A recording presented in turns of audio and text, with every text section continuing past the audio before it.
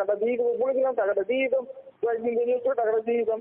কিন্তু এখন আর আমরা কোনো ওটা থেকে ফিরে আসবো না। এই হচ্ছে, যাই হোক।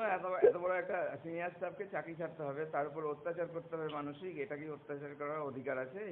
এটা তো ভীষণ দুঃখজনক, আবার পুরো ঘটনাটার সময় আমার ভীষণ দুঃখজনক মনে হয়েছে। কিন্তু তুমি একদম তুমি চুপচাপ থেকে গিয়ে তুমি কাউকে কোনো কিছু বলে না, অনেককে বলেছি, এরকম টাকার ঘটনাটা, হ্যাঁ এরকম একটা টাকা শর্ট দিচ্ছে, এরকম একটা, হ্যাঁ কিন্তু এরকম যে মানে এর জন্য চাপ সৃষ্টি করে ব্যবহার করতে ব্যবহার খারাপের জন্য, ব্যবহার খারাপের জন্য তোমার হচ্ছে যে তুমি তোমাদের নাকি অ্যাক্সিডেন্টের ওটা আমি বলেছি, ওটা কি যেরকম আমার ব্যক্তিগত অন্য জায়গাতে না আমি চাকরি করবো না। সেই হোক, এটা এই কথা। এখন আমার সঙ্গে কি করে চাকরি করবো?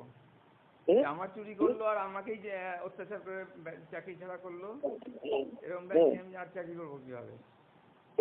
অন্য জায়গায় করা যেত, অন্য জায়গায় করা যেত, করা যেত। আচ্ছা যাই হোক, তো তুমি শোনো, এখন তোমাকে যেটা বললাম তুমি কিন্তু এটা করে তুমি আমাকে একটু জানাও যে কি করলে না করলে।